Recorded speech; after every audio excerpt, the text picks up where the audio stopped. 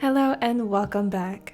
This one shot is actually my AK special, so thank you guys so much for helping me hit 8,000 subscribers. It's honestly crazy. There is still so much room for growth, but I know that is something that we can overcome. So thank you guys so very much for endlessly supporting and encouraging me. Hello my lovely viewers. Looking for some affordable and good quality anime merch? Want to support your favorite Haikyuu team or join UA? What about joining the Straw Hat Pirates for an adventure or two? Want to join the Black Bulls or the Fairy Tail Guild? Well, this site has that and so much more.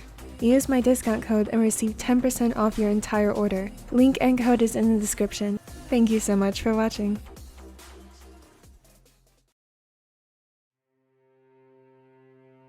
It was too quiet. So very quiet. Living with his 3 partners, it was rare to catch a moment of silence, especially since he was the loudest one. Hinata didn't like this one bit. Now he was alone, sitting on the living room floor in the unbearable silence he created. How long had it been? Minutes? Hours? Days? How much longer did he have to wait? Surely no longer than an hour, right? But after many hours passed, Shoyo realized he was alone. You're what? The hyperactive middle blocker deflated at the news. It had been a good day. He woke up to the beautiful sight of Tadashi cuddling into his side with the perfect messy bed hair that made him even more attractive than before. Went to practice to find out he had a practice match, won, and then celebrated. All minus the horror dream he had. It felt too real. Did all that lead up to bad news? This was worse than bad news. Sorry, Sho, but it's only for the weekend. Easy for you to say. Damn it, I'll be gone for the whole week. Kageyama grumbled. He'd grown accustomed to holding Kei during the night. It was to his own disappointment he'd be sleeping next to a bunch of strangers for the next week. They just so happened to get 2 different training camps on the same weekend. Just his luck. At least Tadashi was his only anchor to make it through until at least Kei got back. That's right. He wouldn't be alone. It's fine. I'm almost jealous I can't sneak into the camp. No, we aren't doing that shit again. Hina set off obnoxiously, remember the look on all of their faces when the door sounded through the living room and Yamaguchi got home from work. How was your day, love? The Raven was the first to greet him by wrapping his arm around the shoulder's waist and kissed him on the temple. Yamaguchi giggled, complaining that his small pecs tickled. Long, but I'm much better now that I'm here. As if this happened every day, which that was entirely true, Yamaguchi jumped on top of the Raven and carried him to the couch. It became a routine of sorts. Yamaguchi explained it was out of laziness he did it, but really it was an excuse for extra cuddles once they settled onto the couch. Perfect timing though. We will be gone for the weekend. Well, Tobio will be gone a bit longer, so make sure to do something fun over the weekend. Tsukishima had been occupied fixing the TV since Kageyama had the wise idea to switch the wires around as a prank. Since it was the only thing they could afford when they were looking for a TV, they had a much older model. One that came with more wires than either of them cared for. Yeah, that sounds perfect. We could go out or even stay in. I'm fine with either. It's been a while since we've done neither. He laughed out a breath of relief as if he'd been stressed. It was true. All of their lives came with a jam-packed schedule, so if one wasn't doing something on a day off, there was surely some game or some event going on. While neither of them did mind it, it was nice to sink into the mattress and rot every once in a while. That sounds lovely. Tossing the cords aside and giving up, the blonde sat back on his heels, sighing. Now you're making me jealous. For real. Kageyama grumbled for the millionth time that night, sulking that he would be missing a whole weekend of cuddles. You'll be fine. You can always call us. Even with that small sentiment, parts of his chest still ached in anxiety, realizing he'd have to deal without Kei and Tobio close. But it would be fine. He had Tadashi. He wasn't going to leave him. He would be fine. The redhead groaned, flipping over onto his other side on the mattress, feeling the weight of Tadashi pressing against his back. The warmth sent shivers down his spine.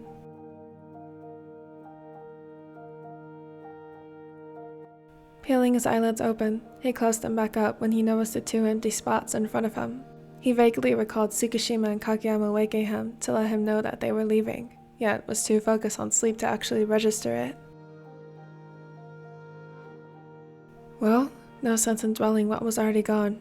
Besides, they would get back to him in no time.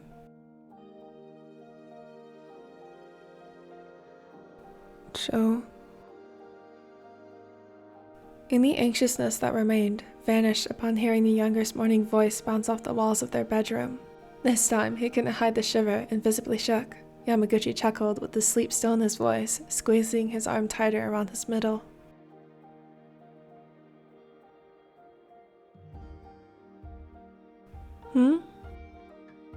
He urged himself to shuffle back over and nuzzle into Yamaguchi's bare chest, listening to the steady rhythm of his heart. If there was such thing as eternal peace, this was it. Here, he wouldn't have to deal with anyone gawking at him, no one to stop and ask for a picture or an autograph. Here, in Tadashi's arms, he was just Shoyo. He didn't want to get this far just to become a celebrity. He had to work as hard as he did because it was fun. Just getting to touch the ball was enough for him, and winning.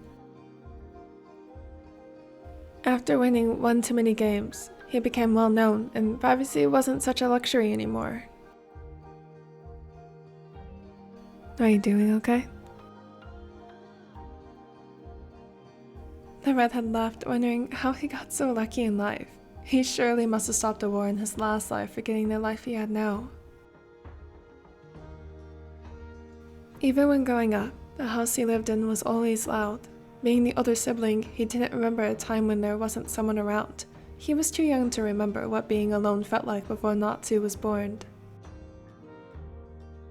He was the first to leave home and moved in with his lovers. He'd never been on his own. The idea of being alone terrified him.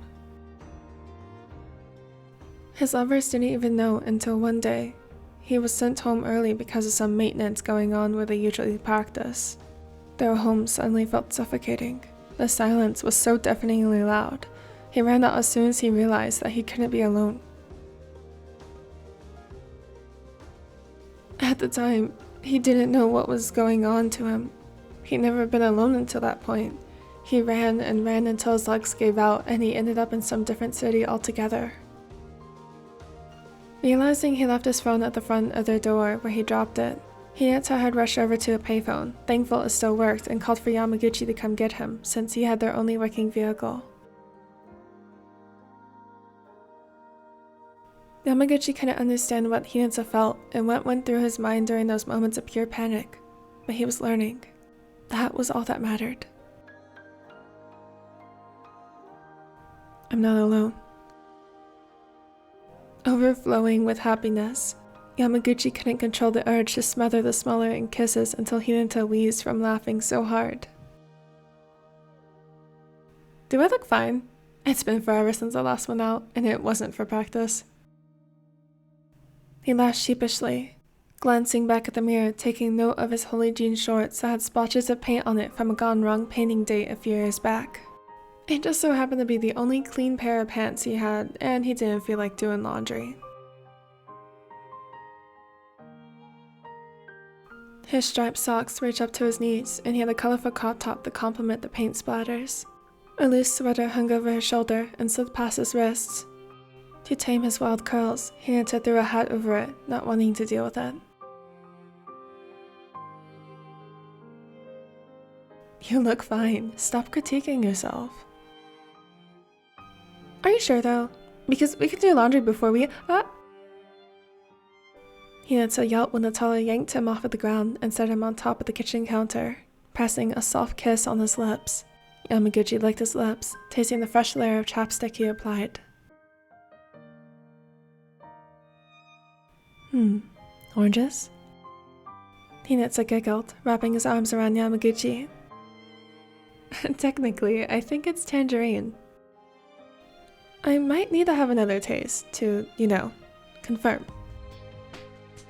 They both laughed into the next kiss, leaning against one another and basking in the pure bliss of their love.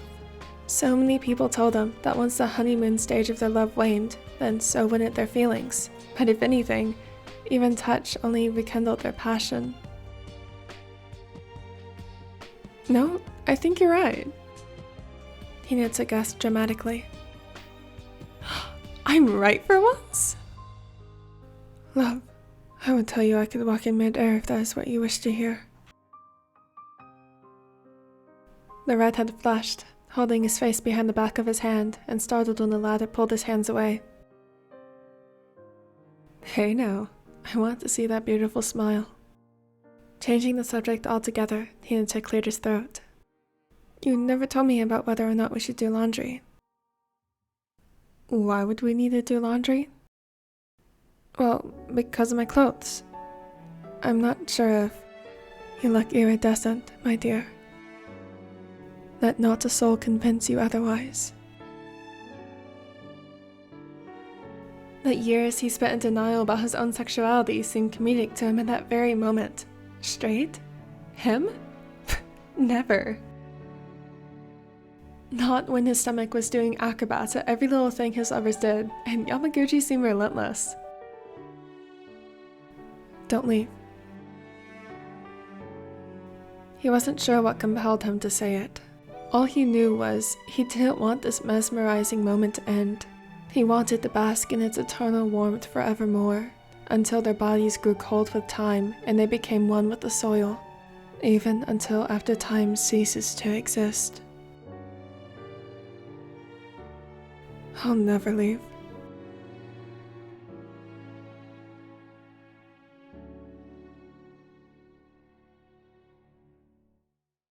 And this concludes Too Far Apart. This was a cute little one-shot, and it was actually a pretty nice reading fluff for the first time in a very long time. And not gonna foreshadow anything or here, but this may be the last fluff for quite a bit. Not foreshadowing or anything. Yeah. Also, I forgot to mention at the beginning of this video, but this video was actually a request from Melissa. So special thanks to Melissa for this amazing idea. Special thanks to all of my duckers. You guys are literally amazing. I have 12 members? What? Sorry, that is just absolutely amazing. Thank you guys so much. And again, thank you everyone for reaching this 8K subscriber goal. You guys are amazing. Alright, I'll see you guys next time.